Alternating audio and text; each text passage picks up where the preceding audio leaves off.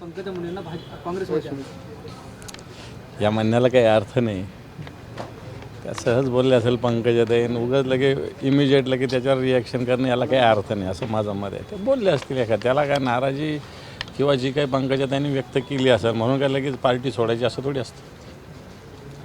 धनंजय मुंडेंचे वक्तव्य समोर आले, गलिच्छ राजकारणात राहावं की न राहावं, महापुरुषांचे विचार आमच्या पाठीशी आहेत. धनंजय मुंडे महापुरुषांचे कोणते विचार त्यांच्या पाठीशी आहे? मुडदे पाडणं दिवसा ढवळ्या, कोणत्या महापुरुषांचे विचार यांच्या मागे? हां, त्याच्यामुळे मला असं वाटतं ज्या पद्धतीनं जे तुम्ही पेरलेलं आहे ते उगवलेलं आहे असंच म्हणता येईल ना. दिल्लीचे जंतर मंतरवर आंदोलन झालं, त्यावर संघाचे सरसंघचालक अतुल लिमये असं म्हणतात की ते देशविरोधी आंदोलन आहे, संविधान विरोधी आंदोलन आहे. जाहीर करतात देशविरोधी काय? पेपर नीटचा पेपर फुटला, ज्या मंत्र्यालयात फुटला त्या मंत्र्याचा राजीनामा मागणं देशविरोधी आहे का? हां, आणि तुम्ही रोज देश तोडायची भाषा करता, हिंदू करता, मुसलमान करता, राम मंदिराचे पैसे चोरता, त्याच्या नावाखाली निरपराध लोकांना मारता. हा काय फार देशप्रेम आहे काय? हां, त्याच्यामुळे मला असं वाटतं हा कोणता देशद्रोह आहे? म्हणजे विद्यार्थ्यांनी आंदोलन करणं देशद्रोह आहे? यांची ही नीती आहे की असं आंदोलन बदनाम करणं, पण यांच्या पायाखालची वाळू सरकलेली आहे. आपण मग अभिजित दिपकेंच्या वडिलांच्या संपत्तीची चौकशी मागणी करण्यात आली. तेव्हा दिपके असं म्हणतात की मोदींनी त्यांची डिग्री दाखवावी, मी सगळे दाखवतो. बरोबर सांगितलं ते. मोदीची डिग्री बोगस दाखवलेली आहे, म्हणजे देशाच्या पंतप्रधानाची डिग्री बोगस दाखवली जाते आणि ते बाकीच्या लोकांना बोलतात, याला काय अर्थ आहे का? सर हिंदी में मराठी म्हणा. जिल्हा परिषद मुख्यमंत्र्यांचा वाढदिवस झाला, जिल्हा परिषद अधीक्षांनी जिल्हा परिषदेच्या आवारात बॅनर लावले आणि विशेष म्हणजे राजस्थानचे राज्यपाल हरिभाऊ बागडे यांचा फोटो सुद्धा भाजपने सोडला.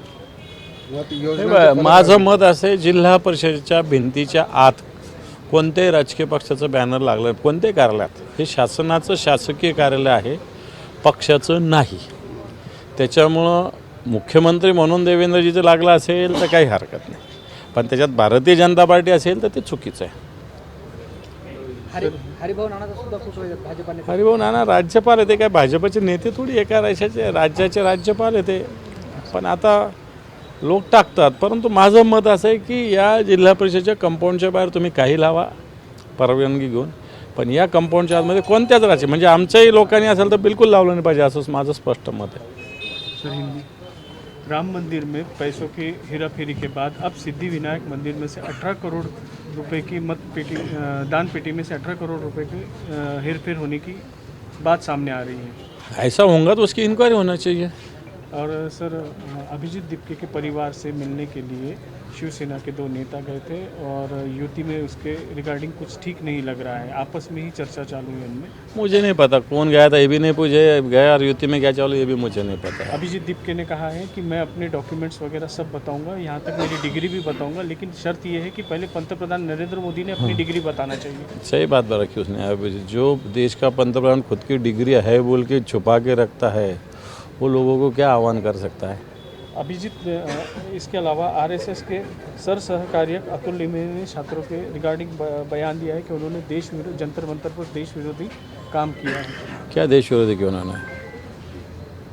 नीट के पेपर फूट रहे, 23 लाख लोगों का भविष्य का प्रश्न है, देश में हर जगह पेपर लीक हो रहा है, वो देश विरोध है क्या? राम मंदिर की पेटी, राम मंदिर का चढ़ावा तुम चुरा रहे, ये देश विरोध नहीं है? ये नहीं देश विरोध?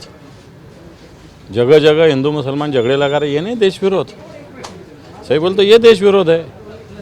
देश विरोध है तो ये लोग हैं.